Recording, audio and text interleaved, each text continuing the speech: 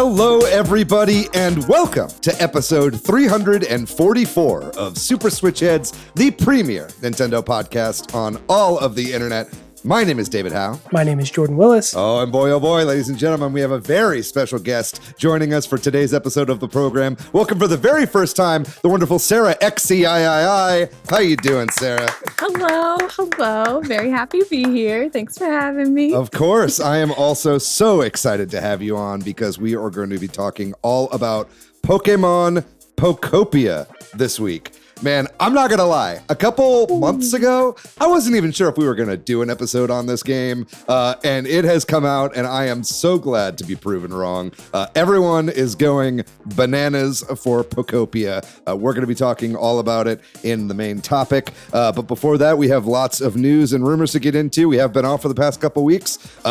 We have a few direct adjacent presentations to cover. The Pokemon Presents happened, Indie World, Super Mario Galaxy Movie Direct. A longtime WarioWare director has left Nintendo. There is some Xbox and PlayStation news and much, much more. But before we get into all that, how was our past couple weeks? We're back, baby. We're back on the air. How you doing, Jordan? Doing better. I was fighting some sort of mysterious illness over the weekend. Mostly just like a slight sore throat and some like my head was stuffed up, which is like the part that drives me the most crazy. I didn't have a fever or anything. And I wasn't really coughing, but the stuffed up head like makes me delirious. Makes me think like I can't think right, you know? So, but I'm over that. I'm like a little worried that I gave that to you. I think you did, but it's fine, David. Because I think Gideon gave it to me and he got it from his sister's kids. It's always kids. It always starts with kids. It does start with kids. I wasn't going to call you out, David, but thank you for admitting. Yeah, I'm happy to. I'm happy to. Yeah. If you come around me, it's a never-ending cycle of illness and despair.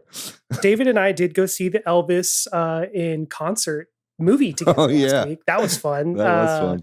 And I've had Elvis stuck in my head ever since. And it's like, I'm not even a huge Elvis head, but I just was like, singing Burnin' Love in the back of my head. Oh, hugga, burnin' love. Yeah, in the back of my head. And we saw Hoppers yesterday. That was a lot of fun. Oh, Hoppers I'm was jealous. good. I want to go see that so bad. Dude, yeah. Highly recommend. I was like very surprised. I was like, I thought it was going to be pretty good, but I was like blown away. Yeah. I've heard it's really good. Pixar don't miss. Yeah. Anyway, whatever. Sarah, how are you doing? I'm doing good. Like you, Jordan, I am also suffering from something. I don't know what it is, but I cannot take responsibility for that one. Yeah, you can. I'm too far away. But I literally spent all weekend holed up in my room and just feeling like complete crap. I went out of town and I came back and I think it's allergies and stuff. Hopefully it's just allergies. I'm hoping, fingers crossed, but yeah. Very cool. Yeah, I hope so as Don't well. want to get anybody sick. Yeah. Well, just sequester yourself in your digital content creator hole, and I'm sure everything will be fine. Exactly. Yeah. That's great. I'm glad to finally have you on the show. We've been mutuals for a while, Sarah, and then we finally got to meet at MagFest recently. Which was such an exciting time. So, so nice to have you on the podcast. I've been doing all right myself. It's been pretty wild whirlwind of a time, to be honest. Listeners of the show will know that last week we took our first ever week off of the show. This is the first time we've ever missed a Wednesday. Kind of came part and parcel with a bit of a social media purge that I did over the past week, which has been pretty good, I would say, for my mental health. I recommend it every once in a while. Although I will say the day that I got rid of what was it? It was Blue Sky, Twitter, TikTok, and Instagram off my phone was the day that we went to war with Iran. So that was oh no. That was a real test of my mettle right there. But it's okay. I think we're doing fine, and World War III hasn't completely started yet, so I think we'll be okay. But thank you very much to everybody for being okay with us taking the week off. But for now, I am very glad to be back and very glad to be talking all about the video game news. It's one of my favorite things to do. And I say we maybe just get right into it, you know? Yeah. If you would like to be shouted out on the show, we would love to shout you out. drop us a line, follow us over on social media. I think I'll be checking them. We'll see. But if you could like and subscribe over on YouTube, that would be great. Word of mouth goes a really long way too. Leave a review on Apple or Spotify, something like that. And we will be sure to shout you out next week on the show. But let's go ahead and get into the news because there's a lot to talk about. And we're going to start with all of these Nintendo Direct, not Nintendo Directs that have been happening over the last couple weeks. Before what would have been last week's show was the Pokemon Presents. And that was pretty exciting. I think the biggest thing, obviously, to be revealed here was Gen 10 of Pokemon being Pokemon Winds and Pokemon Waves. So that officially got an announcement after obviously being leaked somewhat a while ago, sometime last year. I think that was leaked. So I think a lot of the other stuff of that leak is also accurate, if anybody ever wants to look back on that. But that looked pretty good. There were a couple other things as well. Gale of Darkness got a release date for the GameCube app on Switch 2. There was this very strange hit clips style music playing device in the shape of an old Game Boy. So Pokemon companies bringing back hit clips. What did y'all think about the Pokemon Presents? Were you guys impressed by what was on display?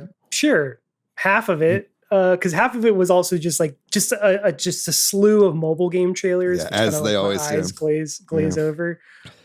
It's always interesting comparing these to a regular Direct because they don't have sort of the je ne sais quoi of like the guiding light. It's like a bunch of trailers and then a little bit of a guide and then like a bunch of trailers. So, but overall, like pretty decent.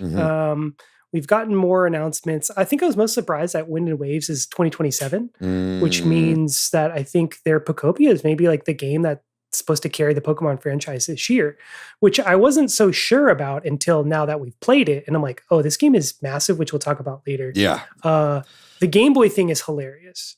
Yeah, 45 individual cartridges. It feels like those, whatever, I can't remember. Yeah, it was like hit clips, right? I remember when I was a kid, it would be like Britney Spears, NSYNC, Backstreet Boy. I would have all of my little cartridges. Oh gosh, I'm like, it takes me back. Yeah, it's really bizarre. But I mean, this is what I can only imagine is kind of the beginning of the 30th anniversary of Pokemon. So I'm sure there's going to be a lot more revealed. But I am very emboldened by the fact that they said that Wind and Waves is coming out in 2027. I was very surprised. I was not expecting it. I thought for sure that would be a holiday game. I think that opens up the holiday season for Switch 2 a little bit. What would have been the big tentpole game in November being a Pokemon game now is open for something even bigger, maybe say a 3D Mario, but I'm not going to speculate too hard here. Sarah, what were some of your takeaways from the Pokemon Presents? I think at the time I was really excited to see maybe just a crumb more of Pokopia footage and seeing what kind of, what kind of idea we were going to get about the game. And then I was very, very excited for the Winds and Waves reveal.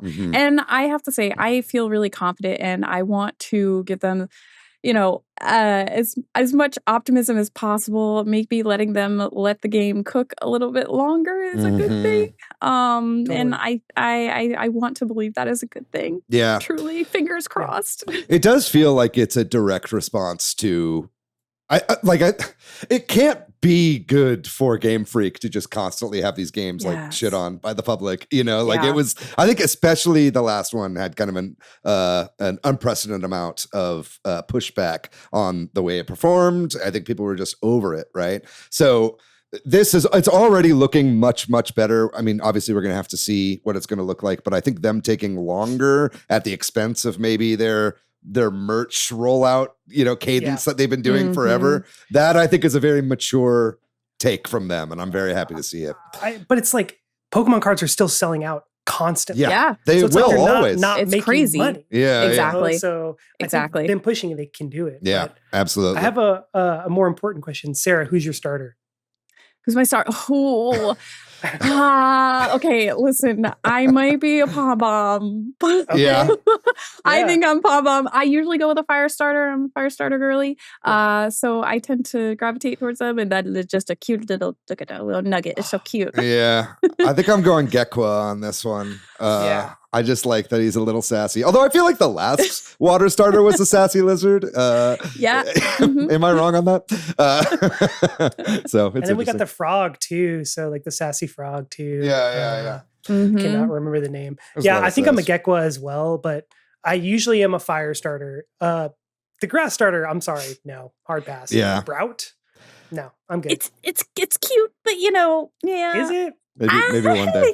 He looks kind of angry. Like he looks like he kind of just it messed me up. Oh, okay. I gotta see the final evolve. I know I think that's going to be the biggest decider for me is what the final evo is going to be. So we are pro looking up what the final evolutions look like, not worrying about spoilers. Like that's a big part of picking. Yeah. Okay. Absolutely. Good to know. I can't pick a starter if the final evo is ugly. Okay. And I also am I've seen like the memes of people with like Pom Bomb's feet taped to the ground. I'm like, please keep the feet on the ground. Yeah. Right. No, the furry uprising will happen. No. Anyway, let's go ahead and move on because we could talk about this all show. Next up was the indie world, and not a ton to talk about here, but there definitely were some cool announcements. One of them, I think, was Blueprints was a shadow drop, so that's finally coming to Switch. That was a really great game that I think a lot of people forgot about in the end of the year game of the year discussion. There were some other good ones as well. Dench Attack, which is like a train freestyling game that got a demo and a release date on Switch too. A couple other ones as well. Did any of you have any standouts from the indie world? Blighted. I am so stoked. It's by Drinkbox Studios. Quietly one of my favorite studios. They made the Guacamelee games, but then they also made Severed for 3DS, which I thought was like one of the most unique uses of the 3DS. And then I also played Nobody Saves the World, which was incredible. And no one really talked about it. Just like the amount of variety of gameplay that they fit into that was really cool. So I'll pretty much play anything they put out. So I'm really stoked for Blighted. Yeah. What about you, Sarah? Do you have any takeaways? I think this was the showcase where they showed a couple different games that I'm interested in. One of them, so I went to Japan last year and I love all that stuff. I love like the whole culture and everything, but I think there's a Japanese rural life sim game that's coming out. I'm pretty sure that is the name of the game. I could be wrong. And then there's also another one called Incombini, and it's where you run your own convenience store. Yeah. And I am so excited for those games. I can't wait to play them. I know Incombini comes out in April, so I'm like already got it on the calendar. Cool. Yeah, that's awesome. Yeah, I think the one that really just made my jaw drop was My Little Puppy, being like a game where you play a dead dog in heaven. I was gagged. I was like a little dog with a halo over its head. I was like, what are we doing here? Listen, I don't think I'm emotionally prepared. I've been begging for Nintendogs, like something. Please give me Nintendogs, but instead Nintendo said, "Here, take a dead dog." Yeah. Man, as they are wont to do. I mean, it is their right. Anyway, there was some good stuff there. I was glad to see it. I always look forward to indie worlds. Lastly, there was today, the day we're recording this, which is a Monday, was the Mario Galaxy movie final trailer direct. This dropped. We got a little bit of lip service from Miyamoto, Chris Meledandri-san from Illumination Entertainment, and then the cast came out as well. So we got to see Brie Larson, who was very excited to be in Nintendo Direct. I think Brie Larson was like, I watch all these. I'm so happy to be in one. Yeah. And then there was a couple cast announcements that were really funny. Luis Guzman is going to be playing Wart, which is inspired casting. Donald Glover is playing Yoshi, which I don't think anybody saw coming. And then Issa Rae is playing the Queen Bee from the Bumble Galaxy or whatever. So that's kind of cool to see. It's nice to hear from Benny Safdie playing Bowser Jr., which is still kind of odd for me. Crazy. But yeah, some pretty cool casting all around. I'm getting a lot more excited for this movie. I think this latest trailer looked really, really great. But any words on the Mario Galaxy Direct?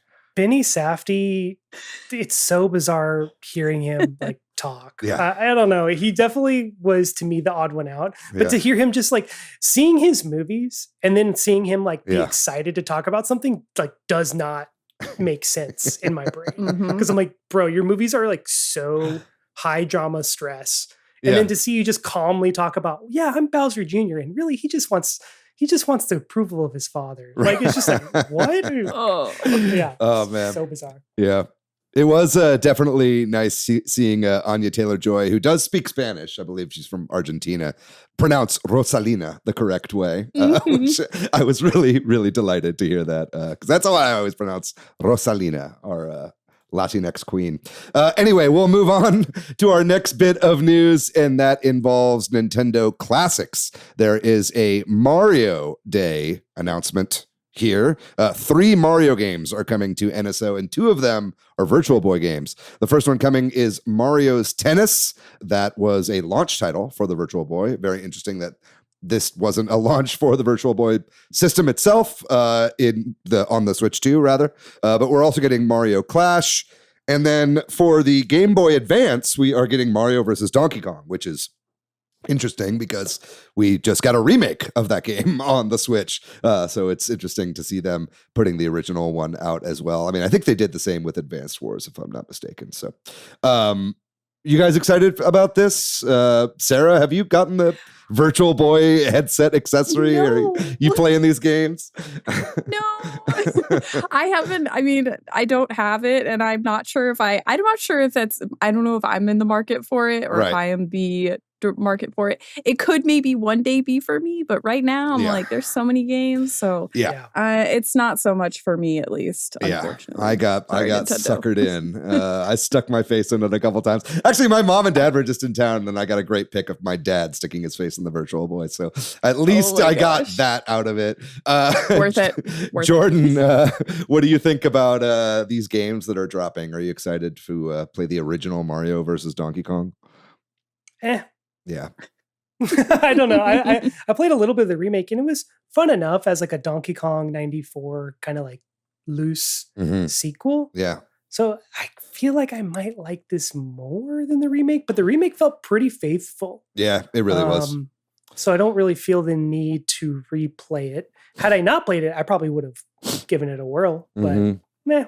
And then I don't have the Virtual Boy headset either. If anything, I think I'm going to get the cardboard version, but I also have a real Virtual Boy, so Wow. Wow, humble brag. Yeah, I don't really know what this means, the GBA version coming when they already put out a remake for the game, but I think it's just more fuel for the fire that you can never really predict what Nintendo is going to be putting on any of these consoles. People are always like, well, they're not going to do a remake of, the Oracle games because they have them on NSO. It's like, bro, that does not matter. Nintendo does not care about that. So all bets are off when it comes to remakes. We're going to move on, though, to our next bit of news. And this involves another longtime Nintendo employee who has left the company, this time being WarioWare director Goro Abe. He has left Nintendo. He's been working on WarioWare games in a directorial capacity since the very first WarioWare for the Game Boy Advance micro games, or mega micro games. I forget what the subtitle was for that game, but he has left the company and he has gotten a job as a professor at the Osaka Electrocommunication University. So good for him. It's also kind of interesting that he is pretty young as far as departures from Nintendo are concerned. I think, Kensuke Tanabe and I forget who the other one was who left recently, the Mario Kart developer, they were both pretty old and had been here for a very long time. Goro Abe is only 51, which is pretty young for this. So I'm excited that he found something that he loves to do. Maybe he just got tired of making WarioWare games because they do make a ton of those. But this has been kind of following in the most recent pattern of lots of departures from Nintendo. Do you think it's anything to be concerned about, Jordan? Not really. I mean, he was still at the company for 26 years, which that's a good run at any company. I mean, think about any American company. If you can work there for 26 years, impossible. Yeah. Anyway, and maybe he just wants to pass on his knowledge. I think it's really cool that he's retiring from Nintendo to go into education. And so I can see him just being like, yeah, I got a lot out of this experience, and now I just want to pass that knowledge down to other people. So it's kind of cool. Yeah, especially being a developer of the WarioWare series. It's like you've come up with or overseen so many different kinds of games. It's like Yeah. 1,000 different little micro Totally. games that have been under his tutelage for this amount of time. I'm sure he's got a breadth of knowledge, and anybody taking one of his classes would probably be in very good hands. Well, Godspeed to you, Goro. Have a good one. We'll move on to our next bit of news. The next Xbox hardware, I guess, has been announced as Project Helix. We've been talking about this for a little bit of time, where I am not fully convinced that this is actually going to come out. I've been saying for a while that I think that Xbox is not long for the hardware world, but the new head of Xbox, Asha Parma, I believe is her name, or Asha, I got to look that up. But anyway, the new head of Xbox has basically come out and announced this, which is, as was reported, a hybrid PC console sort of thing where it's going to play Xbox games and PC games. This is very interesting. I mean, again, this is kind of straddling the line of what a console is and can be, along with the Steam machine, which we have not heard sight or sound from Valve on since it was announced, and they had that huge press junket where they invited everybody out to check out the Steam machine and the Steam frame and all that.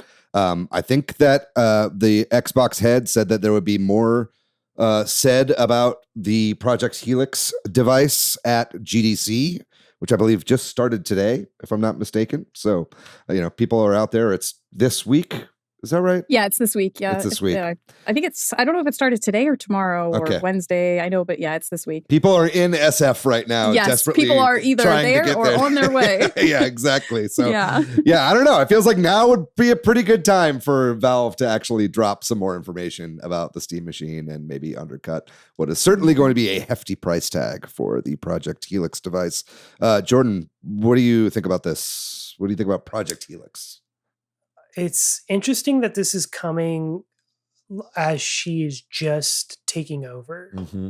And it feels like they probably had this reveal ready for a minute, and they just wanted to kind of get Phil Spencer out the door and let her kind of have this glory, which is interesting to say. I mean, what does it mean that it's going to play PC games and Xbox games is like so bizarre, because I'm just like, yeah, most PC games already run on Xbox. I guess it's just going to like cut out.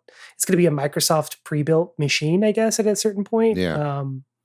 I don't know. I don't know how I feel about that, and I kind of don't really care. Yeah. Either way, it doesn't make me excited to buy the next Xbox, because I'm like, I already have a PC, which is probably just as powered as this machine is going to be. It's got the same teraflops within it as whatever this will have. So, I don't know, man. It's like a very strange announcement to make it like that. But I think at the same time, they're trying to have any leg up they can have over Sony. So if they're like, oh yeah, we can also play regular Windows-based PC games and Sony can't on their console, that might be a way to sell more consoles. But it just feels like they want to get rid of the Xbox division, but instead of doing that, they're trying to like pivot it into something different. I think that's a pretty fair assessment. What about you, Sarah? Are you an Xbox gamer? I am not, actually. Mm-hmm. I am more of a Sony PlayStation. Sony pony. Yeah. I've never owned an Xbox. I don't have ever no plans to buy an Xbox at all. I've just always gravitated towards Sony exclusives, PlayStation exclusives. Totally. Yeah, and I keep an eye on the news, but honestly, like I said, it doesn't really affect me too much. Mm-hmm. I have a PC. I can play my PC games on my computer, and then I have a PlayStation that I can play my games on my PlayStation, and that's just how I go about it. Yeah, well, I've historically been an Xbox fan. I mean, I had the OG Xbox and an Xbox 360, and I have a Series S. But I mean, it's gotten so little play from me recently, if I'm honest. I don't actually remember the last time I turned on my Series S. It's been at least a couple years, right? And I think that just the way that Microsoft has been handling the post 2020 run of hardware exclusivity and just the way that they've been laying off enormous amounts of staff. We don't even have in the notes the EA layoffs for the Battlefield teams right now, but that was today. That was today. Literally today. Yeah, really, really crazy. But anyway, that's a completely different news story. I think I just don't know. It makes me really worried the way that Microsoft is heading in its very like pro generative AI, viewpoint now. And I think, Asha is very much a part of that, and I think that is not going to change. Like you said, Jordan, I think that her coming on and this being announced right away makes me feel like, okay, this is going to be a PC loaded up with bloatware, essentially, that they're going to be pretending is a console. So I'd love to be proved wrong on that. I know a lot of people in our Discord were actually really excited about this, and I don't want to poo-poo anybody's excitement. But yeah, like I said, it really feels like Valve and Xbox are kind of trying to fish from the same pool right now. So we'll have to see what happens and who actually can get their console out in this Rampocalypse that we currently find ourselves in. But I think our next story is not about Xbox, but rather about PlayStation. And I think it is related here. And that is that there is a number of PlayStation news items. But the first one is that it has come out through Bloomberg. I think this was Jason Schreier reported that new PlayStation games, especially single player games, will not be coming to PC. It seems like Sony is kind of walking back some of the PlayStation on PC, I don't know what you would say, I guess, initiatives that they've been doing recently. Ghosts of Yotei and I believe Saros, the new game from Housemarque, are both purported to not be coming to PC at all.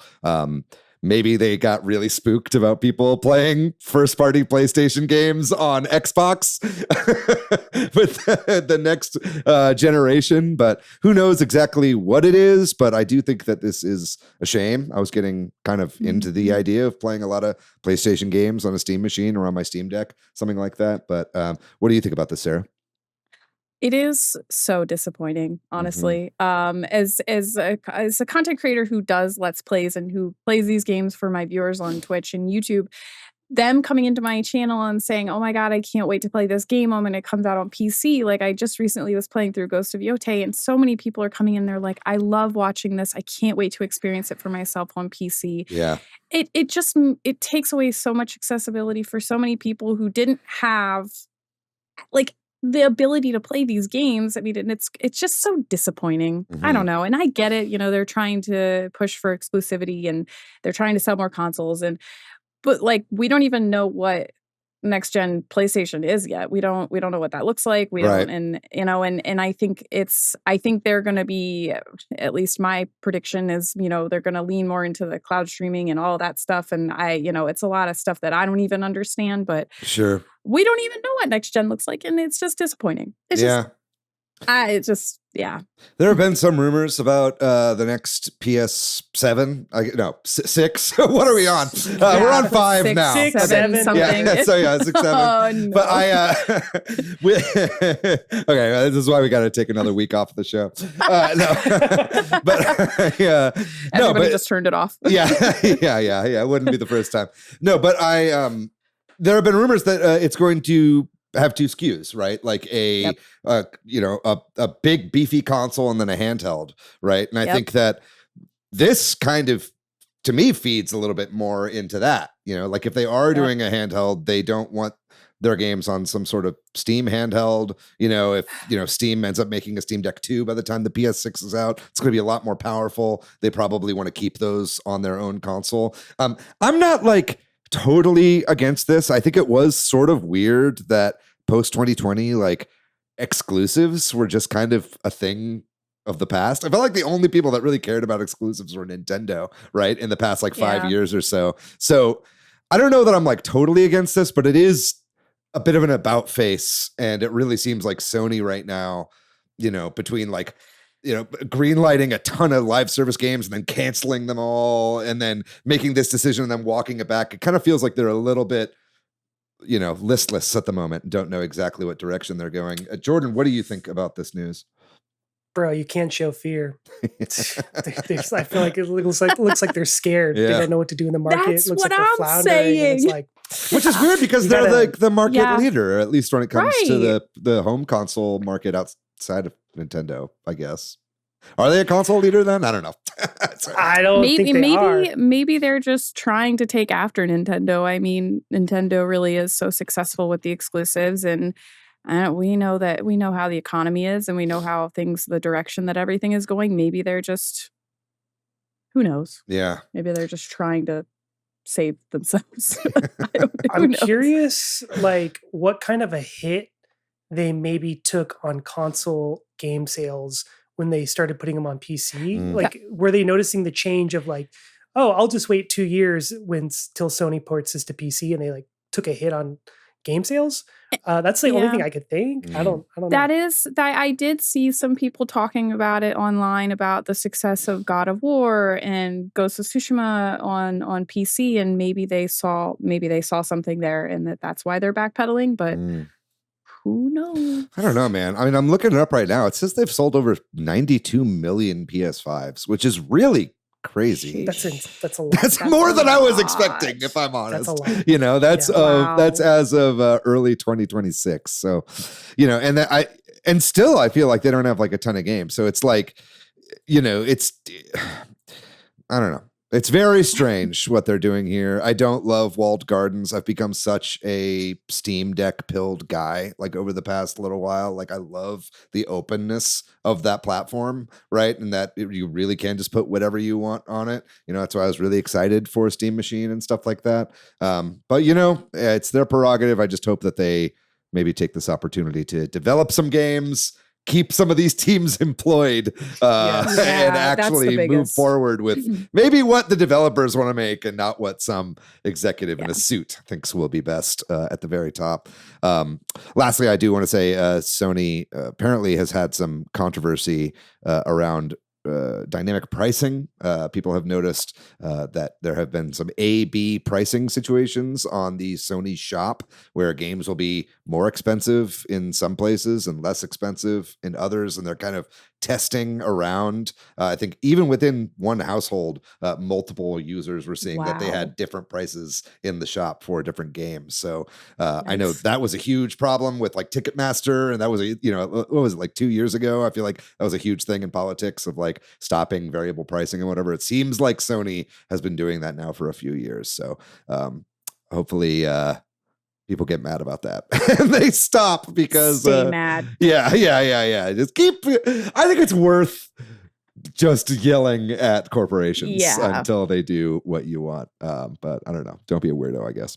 Anyway, we'll move on from Sony right now. It's a very strange world out there to maybe some more interesting news. And that is that Nintendo is suing the United States government. Hell yeah. Pretty crazy. Don't know that I ever thought I would see the day. But this is obviously in relation to some of the Trump tariffs that have been happening over the past year, which, we talked about 2 weeks ago on the show. The Supreme Court found to be unlawful and basically walked them back, said the president does not have the ability to make unilateral tariffs. And now Nintendo, among many other companies, I think including Costco and just a bunch of companies, Nintendo is just one of them, are now suing for the losses that they had to pay to the government. They're asking for all of it back right now. This is interesting. And, I'm for it for the most part because fuck Trump and fuck this administration. I think it was a very dumb idea for them to do this in the first place. That said, man, we're not going to see any of that money. I'll tell you that. Nintendo raised the price on all their peripherals and on the Switch 1 due to the tariffs. If they get all that money back, they're not going to be passing any of that back on to the consumer. The only thing is if they don't raise the price of the Switch 2. That's the only way I'll be like, okay.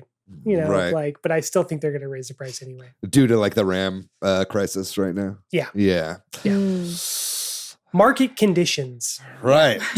Market There's always something they can blame, right? And I think you were even saying a couple weeks ago, it's like, all these companies will say we had to raise the price because of this, but they will never bring the price back down to where it was, right? You guys have any thoughts on this? I'm just, you go Nintendo, you go, sweetie. This is the one time we're allowed to root for Nintendo's lawyers. Go. Yeah. Get him.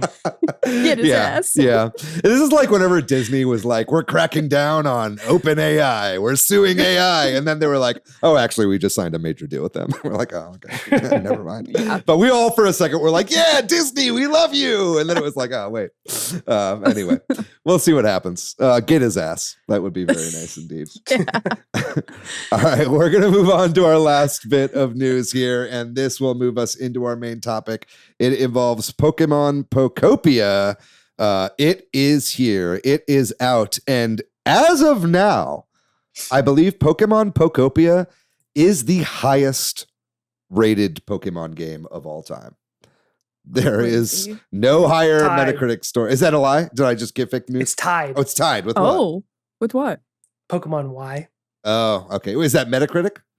Yeah. Okay, well, on OpenCritic, anyway, Pokemon Pokopia my bad. has the highest score. No, but anyway, either way, being tied for number one is huge. I don't think anybody was expecting this. I will happily take the L on this one because it seems like this game is a hit. It's selling out on online retailers. I think physical versions, even though they're a game key card, are selling out in lots of places. I said that I thought this game was not going to be a hit. I thought it was going to be a flop. I famously am now eating crow. I don't know what I said I was going to eat. If I was wrong on this one, I believe it was maybe I would buy a Game Boy Micro and then eat that. But I hope nobody actually holds me to that. But yeah, very, very interesting that it is out right now and that it is seemingly a hit. Have you guys been seeing any of the frenzy, or have you been seeing a lot more people buying Switch 2s because of this? I don't know if I've seen people buying the console more than crying about the fact that they don't have one. Right. I've seen a lot of people that are just like, like the Squidward meme, looking out the window at all of my friends playing Pokopia on the Switch 2.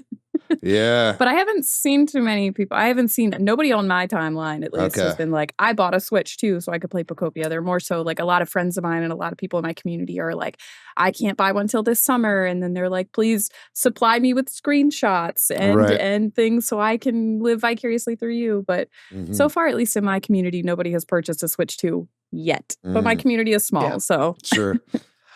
Yeah, I haven't seen it either. It's not kind of like the zeitgeist of Animal Crossing during the pandemic, where everyone just kind of like bought one just to play Animal Crossing. Well, we had literally nothing else that we could do with our lives. That's what I mean. So it's like, I think though it's really good though. Like Switch 2 needed a good killer app. It's been a while since, for me personally, there's been a game that I was like excited for, and really ready to sink my teeth into long term. I think the last one really was maybe Donkey Kong.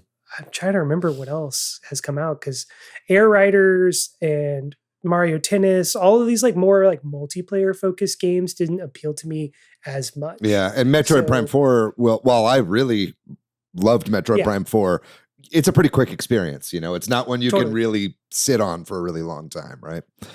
It's not a game that I was immediately going to go back and play like again. And it didn't have like the universal acclaim like this is seeming to have, which is really good for Nintendo right now, I think, and good for Pokemon. Like we said, Pokemon's been a little maligned with recent releases, and I think this game just ended up having a lot more to it than I think a lot of people thought. And it makes sense, it being the Dragon Quest Builders team, but we'll get to that in just a second as well. But yeah, that's great to see. I'm really happy to be proven wrong about that. And and I have seen a couple people on my timeline saying that they are getting Switch 2s for this game. That's great. I hope that we see more of that, but you know what? Yeah. If people need I think there's like a critical mass of games on the console that people are going to need before they move over from their Switch ones, like most of the normals out there, but that's interesting. And then last thing we'll say, while we're on kind of the fuck Trump wagon, the White House tweeted out, I think, some Pokemon Pokopia rage bait meme. Do you have anything on this, Jordan? What was this? It was literally just like the Pokemon Pokopia like logo, but it said "Make America Great Again." Oh, okay, and it was right. it was on like the screenshot of the game that is like the whatever's going. Well, there was on. like Someone made a a generator or there was a something. font Yeah. generator for this Mhm. game or something, right? So they did. Everybody's making Yeah. memes out of it, and yeah. Oh my god, what a Yeah, just like pathetic whoever is administration, dude. They think It's they're just so like, cool. Literally, the White House is tweeting this out. It's just like so I think baffling to me. it's half the things that account tweets out is Yeah. baffling to me. I mean, I feel like they're trying to appeal to every niche that they can possibly think of. Yeah. And ugh, Yo, do you think Barron is running the White House Twitter account?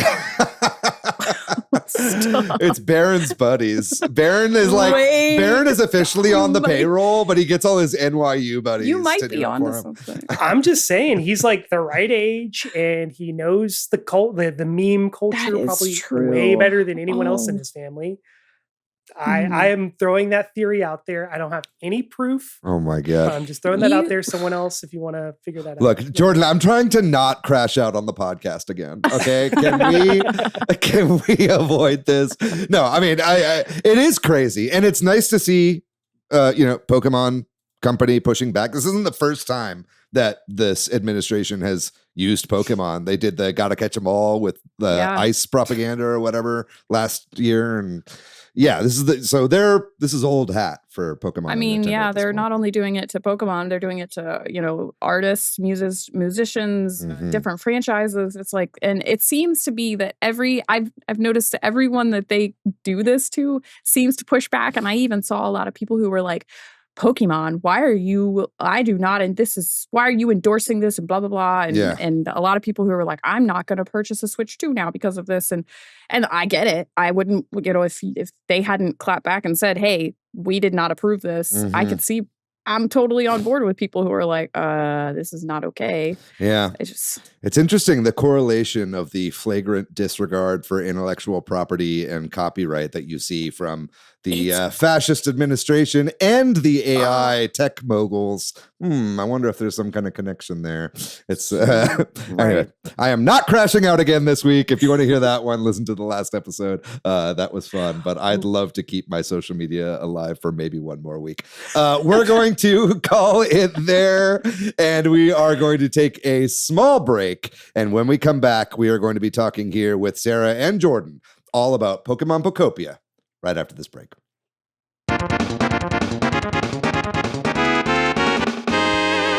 And we are back here with Sarah to talk all about Pokemon Pokopia, the biggest surprise of 2026 so far. Not that we are that far into the year, but I am very, very much enjoying this game and did not even think I was going to be playing it.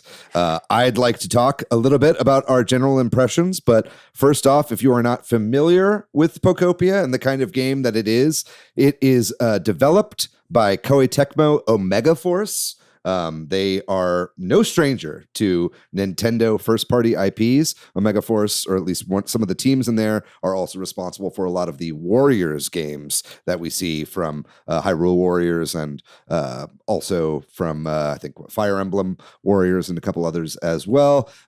They are also the developers of Dragon Quest Builders 2, specifically is Omega Force. And then I think a lot of the original team that were at Square that were working on Dragon Quest Builders 1 eventually moved over to Koei Tecmo, and then now that entire team are basically the people that have made this game. So Pokemon Pokopia is essentially Dragon Quest Builders 3 with a Pokemon skin on it, which I think is great. And I think a lot of people have been preaching to me the good word of Dragon Quest Builders for a while now, and finally playing a game in this genre or in this franchise, whatever you want to call it, I get what the fuss is about, because the kind of hook to me of this kind of, city building, Animal Crossing meets Minecraft meets Viva Pinata with Pokemon slapped on top of it. It's a winning formula, right? And I think for me, it is drawing me in way more than I was anticipating. But I'd love to hear from the two of you. Sarah, let's start with you. What are some of your general overall impressions of Pokopia so far? Oh my God, I love it. Yeah. It's hitting It's scratching the same itch that Animal Crossing scratched for me in 2020 during the pandemic. Mhm. I've never been good at the building and all of that and the world building and everything, but Mhm. I still have so much fun doing it. It is, yeah, they put something in there. I don't know what they put in there, but it's perfect. Mhm. Yeah, it really does. There's always something to do, right? It Yeah. like dangles. It's like it always Mhm. gives you like 5 things to do, and it's like not in an overwhelming way where you're like, Yeah. "Oh, I am at a complete standstill because of the abundance of choice." It's like, no. I've got a hierarchy of things that I'm going to get done before I do my next thing. So very addictive indeed. Jordan, what about you? What are your thoughts so far overall with Pokopia? Yeah, I'm kind of surprised how big this game is because I think when it first got announced, Yeah. I wasn't really like grasping the full scope of it. I've not played a Dragon Quest Builders game. Mhm. But yeah, I think this is kind of a perfect match. It's also always just nice to see Pokemon games that are not straight mainline Pokemon games, like spin-offs. And I Mhm. think Yep. for this might probably be the best one ever made. Because it's just like sometimes they get a little bit like too kiddie, or sometimes they take a well-known genre, but like kidify it. Mhm. I'm trying to think of a couple one. Like I tried to play that Pokemon, I want to say it was Conquest, and it was like a strategy RPG, and it Mhm. was fine, but I'm just like, I'd rather go play like Final Fantasy Tactics or something. Yeah, it's you like know? baby's first Fire Emblem or something like that. Yeah, and I think those are important games to have, but this has like the ability to play like as a kid, but then also has like enough depth that like adults can play it as well. Hmm. Yeah, and I mean for me, and you were talking about the Animal Crossing comparisons, Sarah, and I really feel those. And I think for me, you know, I'm comparing this and juxtaposing this to the Animal Crossing 3.0 update, which came out Yeah. over the past, month or two ago. Yep. It was at this point when that came out. We did an episode on that, and we went back. That was me going back to my island and being like, I think I'm over Animal Crossing. It's like I can't. Yeah. It's hard for me to go back to that game now without the constraint of like it being the only thing there is to do socially, right? It's Yeah. like I feel like this game is what I wish Animal Crossing was in a lot of ways, because it is gamifying it and giving me enough to do task-wise that I feel like is just not there in Animal Crossing, right? And I feel like Pokopia at the time, in 2020 when we started playing Animal Crossing, that game felt so big and it felt so like there was so much to do, and there was, it kept us busy for months and months. And I remember I put like over 1,000 hours in Animal Crossing. Yeah. It was a lot. But I feel like going into Pokopia, I didn't realize how vast that game was going to be. Mm-hmm. And I never really got into Minecraft when I was younger. It was never really my vibe. I never really got into it. And I was like, I don't know if I'm gonna vibe with this, because I didn't realize how heavily influenced it was by this Minecraft style. Mm-hmm. I was like, I don't know if this is gonna work for me. And so far it's just that perfect. It's the perfect mix of like what it felt like to be Animal Crossing, and then the fun that I've had the brief times that I've played Minecraft, where you have a lot of freedom to do whatever you want. And I really like that. Mm-hmm. But I try not to think about how big the game is, Yeah. because if I do, I will get overwhelmed. Sure. And then I'll be like, I can't do this. So Yeah. I stick to where I'm still in the like wasteland, like starting area. So I'm just kind of like, I'm just going to live here for a while, and I'm just going to, and then I'll figure out where to go from there. And you can. I've unlocked like 2 or 3 different areas past the opening area already. Like I've gotten through the gates and I've done enough of the gameplay to go forward. But now I've kind of gone back like you, and I'm kind of like, I'm like min-maxing. And I think it was actually Jordan, you and I today played a little bit online just so we could like test out how that works. And I think seeing your town and what you've been doing so far was like, oh yeah, I should fix some of these fucking roads. You know what I mean? And then I'm like, oh shit, I'm actually like doing building, which I thought I wasn't going to be that interested in, is like actually doing the Minecrafty stuff, right? But it's giving me a reason to want to do it. And I think that's something that I think both Animal Crossing and Minecraft lack, right? Is that kind of propulsive gameplay that really gives you a reason to be doing all the creative stuff that you get into. It's a really good way to ease you into it because it's like they have this large world that is broken and then you have to fix it. So instead of like a blank slate, like something like Animal Crossing, you actually are like guided more. And I think that's like what y'all are basically kind of both saying is like one of the strongest things of this game. But let's get into it, David. Yeah. I mean, you kind of touched on it there. You know, we can start a little bit with kind of the setting and how this game begins. And I think right off the bat, you're thrown into this cave and you're this ditto that looks like kind of like a girl or a boy or whatever you want to be. I mean, you could just be a purple blob if you want, you don't know, which, yeah, Jordan, you are. The purple blob is so cute. Yeah, exactly. But, you know, all the humans are gone and there's been some sort of event or, you know, we're not sure if it's an extinction event or if they all left or what's going on. And you're, you know, approached by this Tangrowth professor who comes out of nowhere, who is not a very reliable narrator. Also, I'll have you know, like he keeps saying like there are no Pokemon left, and you like immediately find a bunch of Pokemon, and you're like, oh, okay. So everything he said about the humans being gone, like I don't know if I trust that either, right? But it's a very interesting pull and hook on the story right away that I think does a really good job of being like, okay, well, I gotta restore this kind of land and ruins to some of its former glory, right? And so I think that off the bat is enough of a propulsion to kind of like do what you need to do in this game. And as I understand, I think the Dragon Quest Builders series are similarly apocalyptic in that they kind of, you're rebuilding what used to be, right? And I think that that's a great way to get started here. But Sarah, what do you think about kind of the story so far and some of the characters and just the fact that all these Pokemon can talk now and seem to have their own personalities?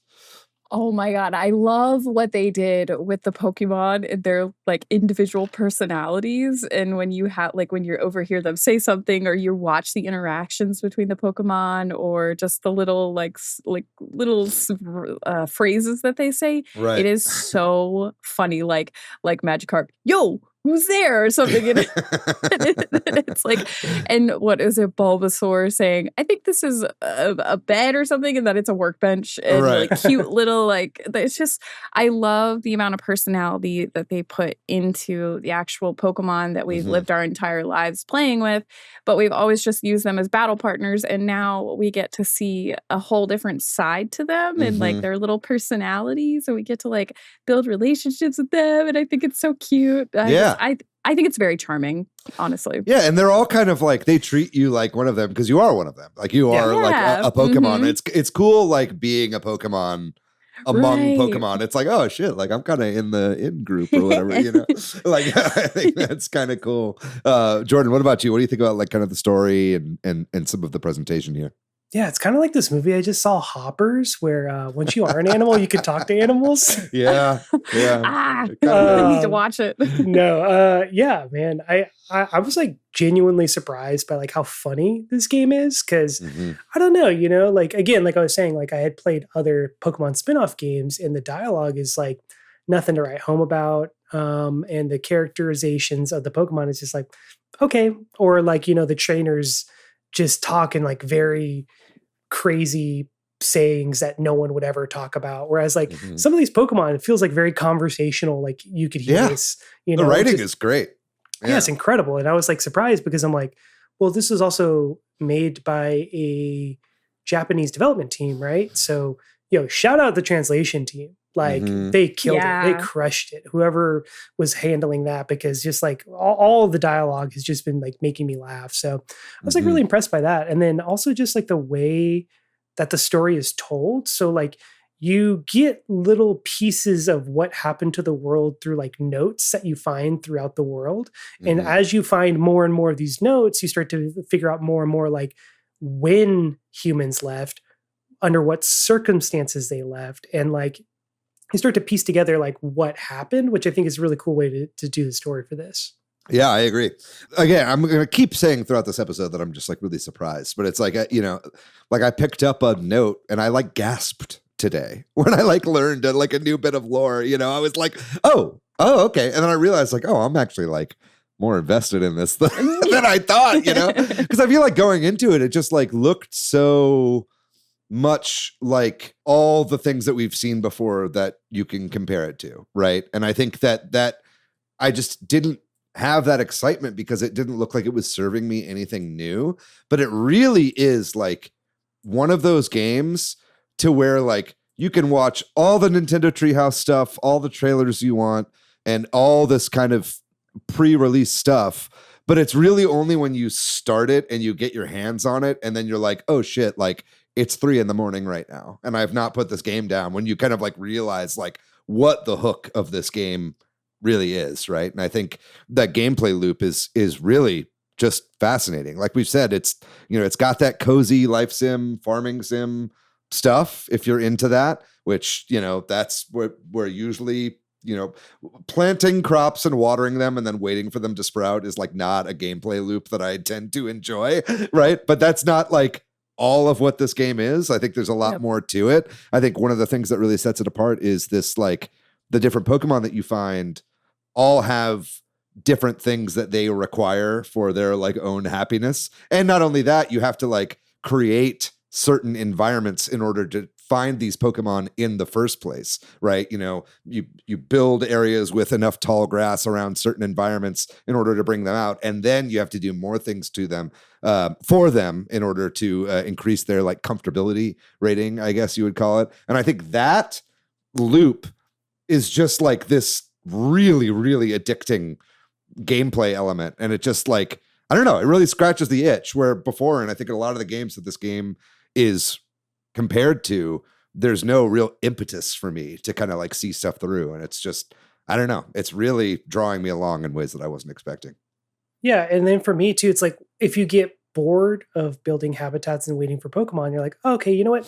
I'm going to go fix the roads. That's what I was doing. I was just like, like I can see what this town was like supposed to be and like what the idolized version is, because it gives you just enough to be like, okay, I can picture what this should look like. And then you start fixing it up. And then by the time you're done like fixing a road, you're like, oh, let's go check like the habitat I built. And then boom, like a Pokemon shows up. So it's like this weird, like if you ever kind of finish with something or get bored of doing something, there's something else to like do as well, which is really cool. Or you can just run around gathering materials for a while, you know? It's just like there's always something else to do, which until you run out of space and then you get really angry, which does happen to me a lot.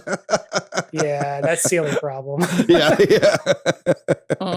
Yeah. I have to agree with you, Jordan. It's like when it's hard to be bored in this game because there's always something to look at. There's always something to go explore. You can go to a dream island. You can go, you know, play with your, hey, friends, do you want to come play with me? Let's do prop one or something. It's like there is so much to do, and they really made it so that you really just, you don't get bored. Like, and I think that that's really cool, but it's also not to a point where I feel overwhelmed at all.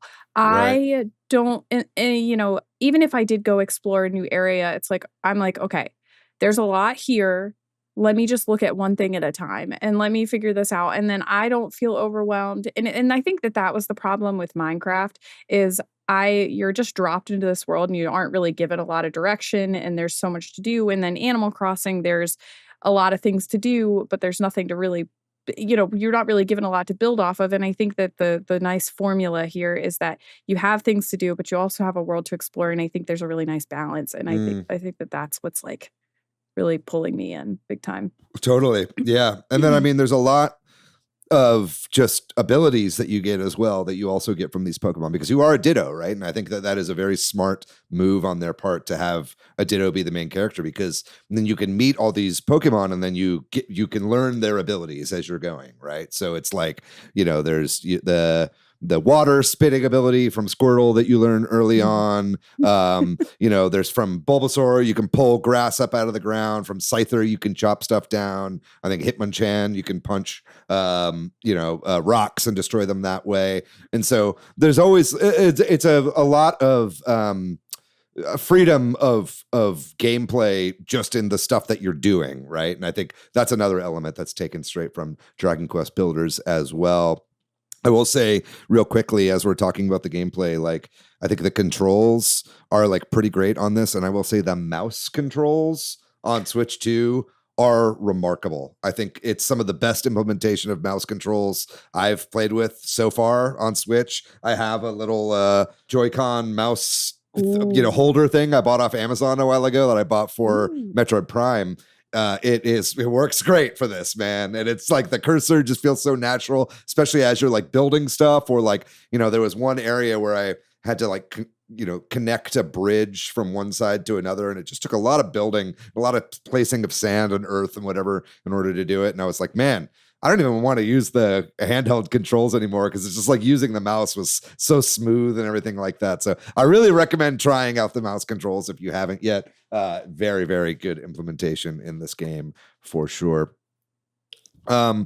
Let's talk a little bit about what should we talk about? We want to talk about the like level design and kind of the world that they're presenting to us. I think the way that this game is structured, it's not like Minecraft where there's just like one big server world that you live in and you can kind of go anywhere. Like, it does have these more cordoned off sections that you're progressing through as you go through the game. And it's not really linear as well. Like, there are multiple directions you can go. You don't have to go just to one area. There are some spots where it's like, hey, maybe don't go here yet. But then I did anyway, obviously, just to go check it out. I did the same thing. Yeah, exactly. And that area is cool. Like, that area is kind of the Minecraft sort of area. It's like everybody has their own little open world where you just build for fun, and you can invite your friends over and you can actually build in that area, right? But in the actual levels that you're playing through, whenever you're playing multiplayer, it kind of makes it to where you're just showing off what you've done up to that point. But what do we think about kind of the way that the level design is set out in this game? Jordan, what do you think? It's just smart. Like I was saying earlier, it's just like, it gives you enough to like know what you're supposed to be building to like make it look better. I think I get overwhelmed with the amount of options for customization. And I feel like that's what I was really worried about with this type of a game, because that's like what really turns me off. But with something like Minecraft, where I'm just like, dude, I have no idea what to do. Mm-hmm. And it's not that I have no creativity. It's just that like, I just have no idea what to do. When you can do anything, what do you do? So it's like I think the worst part is when you build like this amazing town and you look at your town, and you're like, wow, I did such a good job. Pat yourself on the back. And then you go online. Yeah. You can see comparison is the thief of joy. Yeah. You're like, don't let my Pokemon see that, because they'll never speak to me again. But I feel like my big thing, especially when I was on Animal Crossing, is I would go online to get inspiration to see what other people were doing, because I'm not creative enough for it. Yeah. And I would go on and see how they kind of laid out their town or how they played the game. And I get a lot of inspiration from those creators. And I'm like, I'm going to take this and save it for later, because that's how I want my town to look. Mm-hmm. So I actually love it. I know everybody feels overwhelmed seeing what other people have built within 48 hours of the game being out. And you're like, what? I'm more like, I'm saving this for 6 months down the road when I'm finally ready to start making my town look pretty. Yeah, you're like your mental Pinterest board of Pokopia stuff. Yeah. Mm-hmm. No, yeah, I totally agree. I mean, just a little bit that we played today, Jordan, I was like, oh, okay, I'm actually starting to get it now. And then it was like that one bit. What's the Pokemon with like that does the tilling for the sand shrew kind of guy with the hands? Yeah, that guy. Yeah. I don't know. Is that him? I don't know many Pokemon names past the first 150. I'm not gonna lie. Diggy Boy. Yeah, Diggy Boy. No, but he when you like build his thing, like he wants to have this kind of like patch of beans or whatever that he can live in. And then I built it for him. And then he's like, hey, this is great, but it's a little bright for me. And then I started like, building up an enclosure to block out the light or whatever. And that's when I was like, oh, okay, I'm actually going to have a lot of fun building this game. Because I'm not like a huge, like if you go to my Animal Crossing island, like it is such a boy island. Like it is like, I like did the stuff that I needed to do. Like I go to like the islands of some of my like girlfriends, and they all look so good. And mine is like, I'm so embarrassed to have anybody see it, And so that's how I was playing this game, was just like, okay, let's just do the tasks and do the bare minimum and whatever. And now I'm kind of like, oh, I actually kind of want to make it look kind of nice. Flare it up. Yeah, exactly. Uh-huh. So it's working on me, I think, the way that they've laid out the levels in this game. That's awesome. Yeah. I love that. Drillbur. Drillbur. Thank you. That's his name. Thank you. I remember. I can picture them. I can never remember their names. Yeah, I'm so bad exactly. with You're names. good What, with there's- Pokemon faces, not good with Pokemon Yes, There's faces. over With 1,000. face. You can't remember over 1,000 names. Yeah. What is it? I saw recently there are more Pokemon now than there are kanji characters that children have to memorize in school. So, Oh man, cooked. very, very interesting. A little bit of cultural capital there. Anyway, let's move on. I think to some of the visuals of this game. I think given that it's a post-apocalyptic world that this game takes place in, the visuals are very colorful and cheery and definitely draw you in. I think as far as Switch 2 exclusives, it's not like a crazy looker of a game. I feel like this game looks like it could be a Switch 1 game, personally, but where I think before I would be annoyed by that, I think clearly there is enough overhead for people to make crazy worlds. Yeah. You know what I mean? And Mhm. not have performance take a hit with the visual fidelity of the game as it is right now. You know what I mean? And I think because you watch people playing Dragon Quest Builders 2, and especially like the Japanese creators that have made these huge worlds and everything, like even on Switch 2, like performance is terrible. It's like you're going at like 10, 15 frames per second as you're going through these worlds. Like I kind of foresee that's not going to be an issue here with Pokopia. What do you think, Sarah? Like, how are the kind of the visual elements of this game working for you so far? I think it's great. I think Yeah. it's palatable for every kind of player. I think that it works for kids. It works for, especially when you think of an apocalyptic world. That's not really what you think when you're like, okay, child, play this game. But I think that they make it palatable for a kid to play it. But it also is still pretty enough for me to play it. And I'm not much like I feel like Pokemon looking the way that this might be a hot take, but like the way that Pokemon games play and look, it doesn't bother me. Like I'm okay with the style. I'm okay with the art style. And I Sure. think that it fits in with the natural, what you would expect a Pokemon game to look like. And so I do like that. I don't ask for a lot, so I'm happy. Yeah. And I think that that's the big thing. I love the menus and like the UI, and I love how when you pull up your backpack, it's like a Ditto is the menu. I think that's Yeah. so cute. And like I said, this game is just very charming, and I'm glad too that they went with a Pokedex instead of like a Rotom phone or something. Yeah, you know what I mean. me Like too. it's like it's very Gen 1 coded. At least Mhm. like when you start the game, I kind of have a theory that like the more sections you open up, the more into more future gens it will become. Yeah. But I think like Mhm. again, for like lapsed Pokemon fans like myself, where the height of my Pokemania was like definitely like in the 90s, like I think that this is really kind of speaking to me. At least it's a great hook to keep me in, and then the gameplay I think is keeping me in past that. But what do you think, Jordan, about some of the visual aesthetics of this game? It's just delightful, just Mhm. having a really good time watching all Yeah. the different animations play out. And Yeah.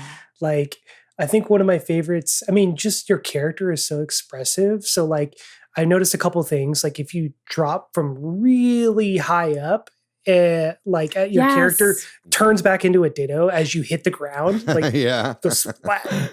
Which Or is- like squeezing into little like spaces. Yes, Like, yes, dude. I love And then- remembering that I'm a Ditto as I play. Yes. Yeah. Yeah. And then if you twist like too much, or you turn it, like your whole character twists up, Mm-hmm. and it's just like all these like little, you didn't have to do that. It's just nice, Mm. It's like I feel like there's a lot of attention to detail that was like not necessary for the genre, but like makes the game feel way more alive. Mm-hmm. Yeah, the animations are great. That's a great point, because there are like a lot of Pokemon in this game. There's more than I thought there would be, to be honest. And they all do, not only just in the writing, but like they all like visually feel like they have their own personalities, and lots of animations that aren't just like the boilerplate shared animations that you see throughout a lot of the more recent Pokemon games, right? I do have, and this is I have a personal bone to pick with Nintendo. Okay. So fun fact about me, I collect all horse Pokemon cards. So I have a whole binder full of Ponytas, Rapidash, like Mudsdale, Mudbray, all of those. So I collect all the equine horse Pokemon, and I was like, I decided yesterday I was going to look at the decks and spoil myself because I wanted to see what horse Pokemon were in the game. Not a single horse Pokemon is in this game. Sorry, I know it's a spoiler. There is not a single horse Pokemon in the whole game. Now, I know they're going to be adding more Pokemon through events. Really? Is there going to be DLC, horse DLC for this game? Well, I don't know if it's like those live events that they're doing, because I know I think it was starting tomorrow, there's an event, but they're going to be bringing Pokemon in exclusively through these events. Okay. Nintendo, I'm saying one thing. Bring some horses into the game, please. They should have a whole horsey island where you just go and run around. Yeah. I'm so upset about it. Was that you? Did I see one of your stories was like it was all horse Pokemon and like yes, that was me. Yeah. Okay. Yes, I think I saw that and I was like, I don't think I realized how many horse Pokemon there are. But, there's a lot, and there's not a single one in Pokopia. That's pretty crazy. So upset. It's like kind of crazy because I feel like at some point, and this is not a spoiler because I don't know, you would get some sort of ability to like move around faster in these large worlds, and it would like a steed sense. Or something, right? It would make sense if you met like a Rapidash, and then suddenly like, now I can ride around like a horse, like just sprout 4 legs and gallop. Yeah. You know, that's like what I'm saying. Yeah, I'm so upset. Because I will say that is you're right. That man, okay, you're totally right on that because that is like probably my one gripe with this game is that like I'm doing a lot of going back and forth, you know, and some of that is my bad because like again, like when it comes to storage, like I'm so not organized. Like I have got like random boxes that have random stuff and I don't remember where any of my shit is, you know, so I'm like going back and forth to like the different storage boxes all the time as I'm trying to craft. And I historically do not like crafting as well. You know, I'm like kind of grinning and bearing through the crafting in this game, if I'm honest, right? I do know eventually you get like a Lapras ability where you can like swim across water. And I've got that on the video version right now. And I think you become like a Dragonite, you can fly. So there definitely is ways that you're going to be able to get around at some point in the game, and we're just not there yet. But definitely a missed opportunity not having horses in this game. Come on, Nintendo. You did remind me of one other thing that I do have a gripe with is that at least not at this point in time, the storage boxes I have are not interconnected. Right. And so like I get it because probably each one has its own, like whatever, you can probably sort it that way. But to me, it's just like, if I'm in a different area and I wanted to get something from a different box, I got to go all the way back to this box. Yeah. Where like, I feel like maybe not all the boxes, or at least some of them should be like a connected resource pool from that box. Like a Bill's PC style box. Yeah, I just don't know. I mean, maybe that's coming down later down the line, but it just seems like a little missed opportunity to like not to have to go back and forth constantly. Yeah, interesting. What do we think about the music in this game? It's delightful. Yeah. Yep. Is it aping a little bit too much from Animal Crossing? Because it is very New Horizons-ish, the music in this game, right? It hasn't gotten to a point where I notice that it's bothering me or repeating, or I have not had an instance where I've been like, this music is not hitting for me anymore. Mm-hmm. And maybe I don't know, maybe that's just me, but so far it's been great. I think it's really fun. I know that you get CDs, but I don't really know how that comes into play later. Yeah. But I haven't met the Rotom stereo or whatever. I don't know anything about that. I know apparently you can play music at some point, I think. I just haven't gotten far enough into the game. I'm having a great time with it though. I think it's every part of it's been great. Yeah. Same with you, Jordan. Some nice callbacks too as well in the music, which is really nice. Can't wait to experience those callbacks in my 45 cart Game Boy clip player and really feel my full nostalgia. No, I mean, honestly, with this game and Animal Crossing, I played so much of it that I just turned off the music or would play it silent and like listen to records because it's like at a certain point, it's like I've heard this same neutral music for like 100 hours and I'm done. So I feel like this game, I will probably eventually do that as well. I didn't take a peek into the sliders because Nintendo is always weird about their sliders. There's volume sliders. You can turn you can turn the music off. I've already done it. Beautiful. And I like the music. I'm not a music in this game hater. I know I was like, is it too much like Animal Crossing? I'm just trying to clickbait it. There are times I'm like you, where it's like, sometimes I want to listen to my own records, and so I like to have just the sound effects on or whatever. But you can turn down music, you can turn down sound effects, and you can turn down the Pokemon cries as well. So it's like there's a lot you can actually do here, which again is just more.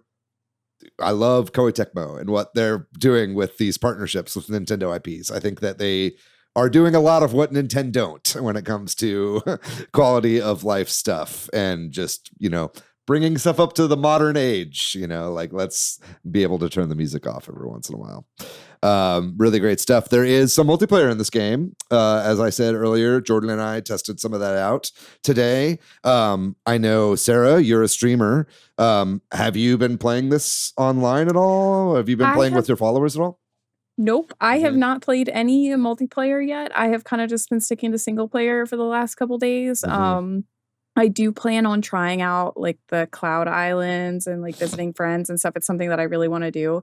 I think a lot of my friends and community members who are playing right now are kind of just getting used to it, or they're just getting started now. Still early. People, they had to wait a couple days because they didn't pre-order it and then download it and have it ready to go like I did. But yeah, I think everybody's kind of getting readjusted to the game and figuring out like their bearings and everything. And then I'll be like, in a couple days, I'll be like, so who wants to play online with me? Yeah. So I'm just waiting, biding my time. Yeah, I think it's pretty well implemented right now. There is game share in the game, so especially if only one person in a home has, a Switch 2, you can share it with a Switch 1 via game share, which is really good. Yeah, I think it's really good. That's awesome. I think it really makes people want to make their own profiles too and get their own consoles. So that's a very savvy way of Nintendo kind of putting that carrot in front of potential Switch 2 owners. But I think the online, for the most part, is pretty cool. Like I said, when you're just bringing in people to your levels that you're playing, it is observation only.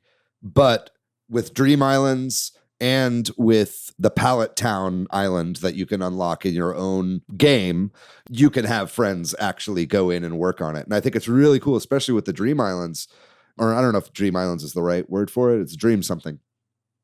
But because I'm mixing up Animal Crossing and Pokopia now, but it's like they have, like, you can do that asynchronously. So it's like you can have 4 people all working together at one time, or you can take some time off and have your friend work on the island for a while, and then you come back and you're like, oh shit, you made a bunch of progress, and I think that's just like a really cool addition to this game, and it's much better implemented, again, than Animal Crossing. And it's like, when I was having you come over, Jordan, I just had my little code that you can share online, and I gave it to you, and when you joined my island, I was just running around and continuing to do shit, and I didn't have to watch a cutscene of a plane coming through and all that kind of stuff. It's just like, it's like, hey, let's pay attention going forward. This is like what I expect now from a game like this, right? So and anything less than that is going to be very frustrating and very much a barrier to entry with me playing with people online. Because, they added like 12-player online to Animal Crossing, but everything I've heard about that, it's a nightmare to get all those people into one island at one time, right? I can't even imagine. Do you know how many times you're going to have to watch the plane go across the screen? 11 times. No, thank you. Yeah. No, thank you. I'm good. Jordan, what did you think about the online implementation so far? Yeah, it's pretty good so far. And it is called a Dream Island, which I think is hilarious that they are funny. Just using some of the terminology from Animal Crossing. So recipes as well. There's DIY recipes. That's another Animal Crossing thing. It feels like a purposeful crossover, you know what I mean? Because they know the audience for Animal Crossing was also going to want to play this game. So it feels like very, like someone did the branding research and was like, we got to do this, very smart of them. But I thought the multiplayer was pretty cool. It makes sense. Like when you visit someone else's island, you can't really edit their island. And then we started a Dream Island server and just kind of messed around in that. And that was just Cloud Islands, right? Or Cloud Islands? Cloud. Is it Cloud or Dream? Who knows? I don't know. Man. Anyway, it doesn't matter. Cloud Island. Yeah, I think you're right. It's like a Cloud Island and maybe a Dream Island's when you can't edit. I don't know, man. Anyway, we started our own like little island, and I was like, they have seeds, so I'm imagining someone is going to figure out how the seeding system works, and they're going to be able to like, you're going to be able to look up online a reference of like whatever seed you would like, what type of seed you want. So you could do speedrun races that way as well. Totally, yeah.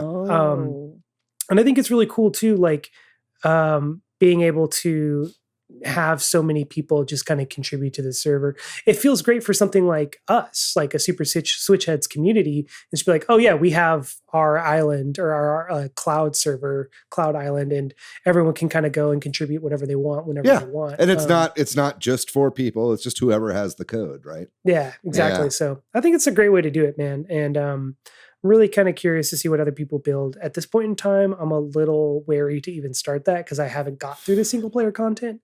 And it feels like I'm going to ruin some stuff for myself just by playing that. By jumping ahead. Yeah. So no, I think that's a great point. And yeah, we are definitely in that early era of this game right now where a lot of people are just kind of making their way through, but I can already see in the future just the insanity and the long life that this game has in its potential, right? And I think like that's just when you're talking about, maybe this is how we can kind of wrap this up here, is like, this game I think is so, it just seems so derivative and familiar at first glance.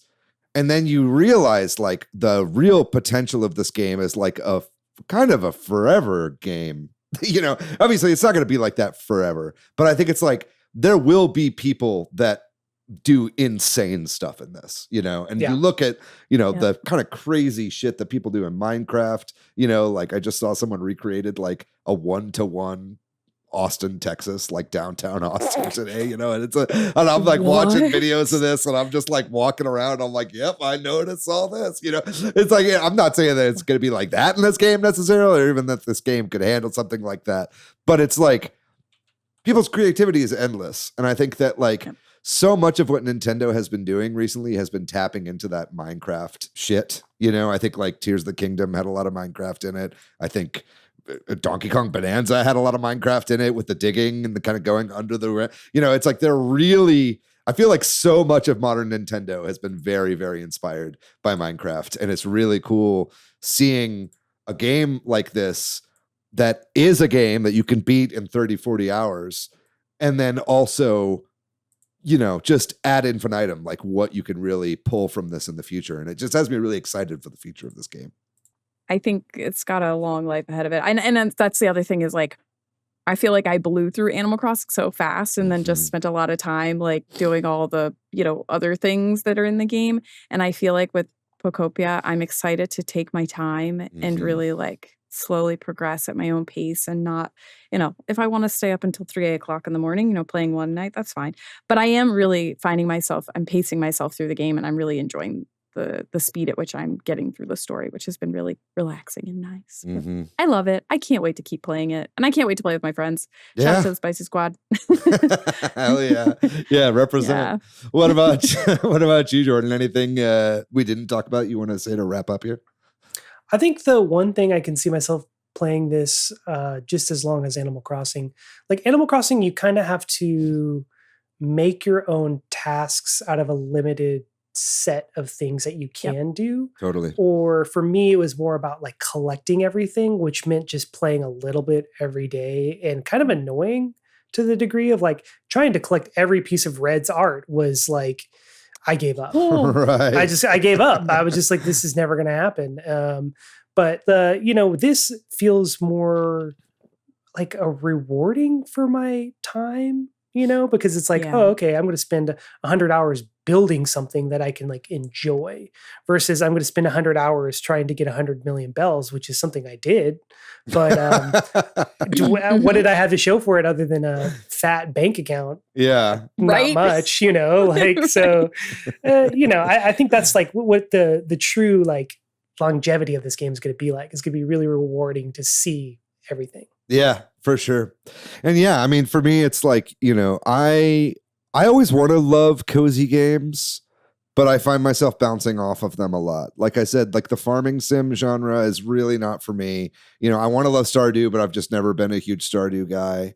And I think, No. and creative games too. It's like I want to play them because I know the potential there is like so fun, but it's like, it's just not the right mindset for me. And I'm such a smaller, indie game player where it's like, I really like, bells and whistles and shiny objects. And I'm just saying there's no lack of shiny objects in this game. It's like there's always something for me to grab onto. And I think, like, full disclosure, like I don't continue playing a ton of games that we talk about on the podcast. It's like I get really into them while we're like doing the kind of week of coverage for the game, and then I tend to bounce off. I could see myself like actually playing this for a while, right?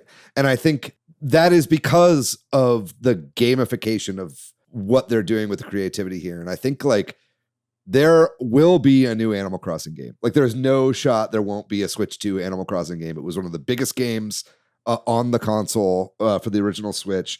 And it's like, Nintendo, like, please learn from this. You know what I mean? Like, please take from this game in the same way that this game is unashamedly taking from games that came before it. You know what I mean? Like, it is okay. You don't have to just keep doing the same shit just because that's how it's been done forever. Like, please learn the right lessons from this game for whatever next Animal Crossing you're going to make. Because, like, if the next Animal Crossing is like this, then I'm going to have a problem. I think going into whatever that next game is. Yeah, I know, right? I didn't even think about that until you said that. And I'm like, oh my God. Yeah. The things that we could get in the next Animal Crossing game. Yeah. I think it's good. I think the potential is really there. And we've been talking about it for a while. Like, the potential MMO style that you could do with Animal Crossing, making it an online centric thing, very similar to what they did with the NSO playtest. I think that, you take elements from that, elements from this, a little bit of column A, a little bit of column B. I think we got a really great stew going, but we're not talking about Animal Crossing. We're talking about Pokopia, and we're all loving the game. Definitely, you should check it out too if you haven't yet. If this sounds good to you, I'll say I was very surprised. But what do you think, listener? Are you going to be picking up this game? Have you been playing it? Either way, make sure you let us know. Join in on the conversation. A great place to do that is in the comments of the YouTube version of this podcast. Right there below, we'll be sure to shout you out next week with any thoughts that you have on Pokopia. But I think with all of that out of the way, we are going to take another very small break. And when we come back, we're going to be talking about all the games we've been playing recently.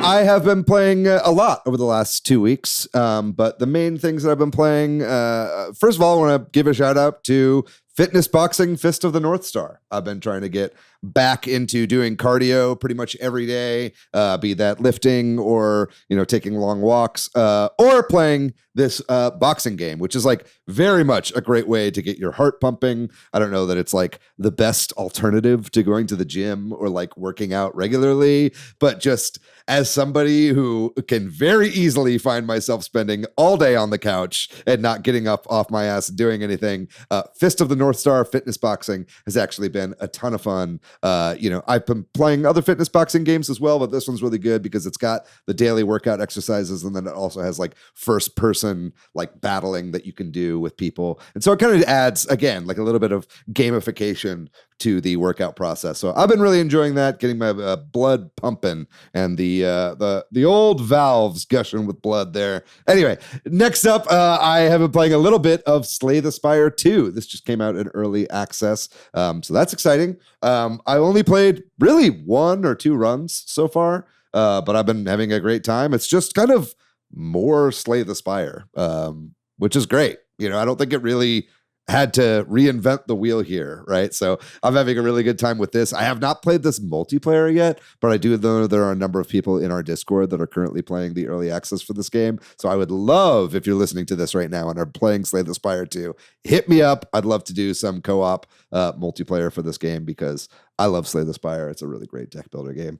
And then finally, I was looking for new DS games to play on my AYN Thor, and I started playing Trauma Center Under the Knife, which is the first Trauma Center game for the DS. And man, it's just such a great game. It's got so much personality. It's an Atlas game, so it's got like some darkness to it, as Atlas games tend to, right? But yeah, I've been having a ton of fun. Playing with the touchscreen and a stylus and all that kind of stuff. I did play this game right before going into like a week of like appointments and scans and stuff like that, which was probably not the best idea because I was like asking the ultrasound tech that was like working on me. I'm like, hey, have you played Trauma Center? Because I was just doing ultrasounds in that game. And she was like, please don't talk to me while I'm doing this because I can't get a good read. And I'm like, oh, I'm sorry. Anyway, so that's been me. Jordan, what about you? What have you been playing recently?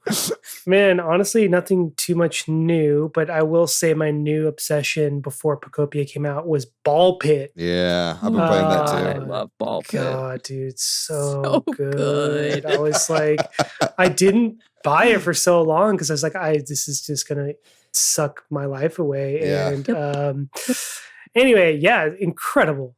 Yeah.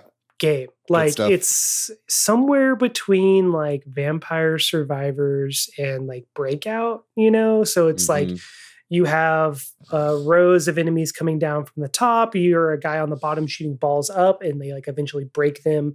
And it's like kind of, I like a game like this too, where the runs are not more than 30 minutes because like, as much as I loved Hades 2, sometimes I'm like sitting in this run and it would be 45 minutes to an hour. So it's like nice to have something that's like a little bit breezier. And especially as you get better at the game and you can like play it faster. Oh, that's the other thing I love about this game is like, it has multiple speeds and it doesn't make the game harder or easier per se, but it allows you to like slow it down to understand what's happening better. Which I do a lot when I play this game, by the way. Yeah, well, I think it's brilliant. And it's like, instead of a difficulty slider, it's like, it's not making the game easier. It's making the game like more digestible, which I think is like a really brilliant way to do it. Yeah. So yeah, anyway, I love Ball Pit. I think I've gotten, every character except for 2. And I think I'm maybe like 1 or 2 like levels from the bottom level. So I've gotten pretty far. I think this is the one though. I'm getting really stressed out about the min-max of my city at the like your hub. Oh, I have no idea what the min-max is. I'm just gonna have to Google it and look it up. And see. I will say, like, I love Ball Pit. I don't know if I love Ball Pit, but I'm really enjoying Ball Pit, and it plays really great on the Thor, which is where I've been playing it a lot, actually. But the city building stuff, my eyes glaze over, man. I'm like, I just wish that I could I wish I could just do auto on all that stuff instead of actually like placing everything. I think it's where the game loses me a little bit. Yeah, that's fair. Just like, the resource management is like sometimes a little more than I want to deal with, but it's required for like the leveling. I think it's a nice like little bit of a loop, but sure. Yeah, I can see how it can get a little tedious. Yeah, I just want to go back to shooting balls and having them bounce off bad guys, man. That's all I care about. Yeah. Yeah, and it's like funny whenever like you get further along and you get like better stuff and you're like, well, shit, now I got to replace everything. Like, right. So that's why I'm just kind of like letting go of that a little bit and just like my town is a mess. It does not have whatsoever. It is purely utilitarian. It's just kind of, I'm letting go of that. But anyway, that's about it besides Pokopia. Sarah, what have you been playing? Yeah, outside of Pokopia, I'm actually, so I know, kind of a throwback to when we were talking about horse Pokemon. I am a lifelong horse girl, and I am currently playing a game that just came out in early access last week called Legend of Komori by Acer Interactive. It is basically as historically accurate as they can possibly get, with a little bit of fantasy sprinkled in here and there. You basically play as they're called yam couriers in Mongolia, in the 13th century Mongolia. Whoa. And you have a horse and you run around and you deliver packages. It's almost like Death Stranding in a way, but it's like a very relaxing horse game. And the developers have taken a lot of care into making it as accurate as possible, because horse lovers, we don't get video games that are super accurate, and we don't get a lot of we don't get a lot of love in that sense. So they've taken a lot of time and a lot of love. It is an early access. It's not perfect. It does have a lot of bugs. It does have a lot of things that they're working through, but the developers have been super communicative with the community and have been amazing. I have been following this game's development for a while, so I'm really, really excited. It's finally in early access, and I've been telling everybody to try it. That's great. Yeah, it looks awesome. And people who aren't even like into horse games have actually been playing it and picking it up and are enjoying it. So, you know, you never know if it's something that sounds interesting to you. But yeah, I love the parallels to Death Stranding. I think it's really funny. I love I love that the Strand type game has actually become a genre. Yeah. You know? Right. Yeah. Like Easy Delivery Co. is another one of those that I've been really enjoying. Well, it's funny because the first couple of nights after it came out early access, I'm sitting here playing it and I'm just, I'm running around and it's like so relaxing and I'm just, and then I'm like, wow, I'm getting really sleepy right now. And then I'm like, okay, I'm just going to turn my PC off and go to bed. And so it's really nice when you get a game where you can turn your brain off and just run around and enjoy the scenery. There's amazing music. The soundtrack is incredible. And you just get to like listen to the sounds of nature and music. And it's just, it's pretty cool. Awesome. I mean, it's pretty cool. It's very niche, but it's very cool.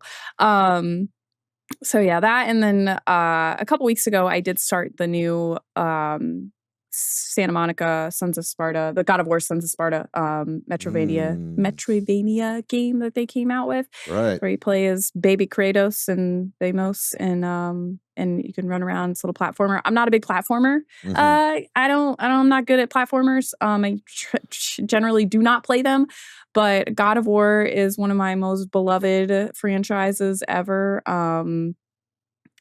So I was like, I'm going to give it a try and see what it's like. And I'm really enjoying it. I haven't gotten very far into the game, but it's super fun. Cool. And that's just a straight up Metroidvania then? Yeah, yes, it is. That's at least that's what I've heard. I mean, I have looked it up and everything. I don't know that much about the genre. I just know that that's the style of game that it is. Gotcha. But yeah, I've messed around with it. It's pretty fun. Very cool. If you're into that kind of thing. Yeah, maybe I'll actually get into a God of War game. That's a game. I keep trying to get into the new God of War games that I keep bouncing off. I don't know that I'm a third person action game guy, so it's like it's always a hard ask, but I am a platformer guy, so that actually is kind of then you might enjoy Sons of Sparta. Yeah, dang. Okay, I've heard that it's definitely like the combat can be a little bit of a learning curve, but I mean I'm enjoying it. I like it. You should try it. Awesome. Yeah, if you do, you'll have to let me know what you think of it. Oh, yeah, I will. Yeah, absolutely. Well, I think that is going to do it for this episode. Wow, we got through it. What a great time for all. Thank you so much, Sarah, for joining us on this week's episode of the show. Thank you. Of course, we'd love to have you back sometime. And thank you very much to MilkyWay.co for doing our website. Thanks to Corduroy for doing our music. Thanks to all of our wonderful patrons on Patreon. If you'd like to find me on the internet, I'm pretty much everywhere at Monolith Fiji. You can find me at Bordan. And what about you, Sarah? Where can people find you online? I am on Twitch, YouTube are my main platforms. I'm also on Twitter. We don't call it X around here. Blue Sky, Instagram, everywhere you could possibly think of. If I'm probably on there as sarahxciii. There we go. Very good. Which we found stands for 93 in Roman numerals. Yes. Not 303, like I said, like my uneducated ass thought earlier. I didn't have to bring that up. We talked about that off the pod. Anyway, definitely follow Sarah. You're a great streamer. You do great content, and it's so good to finally have you on the show. Thanks so much for joining.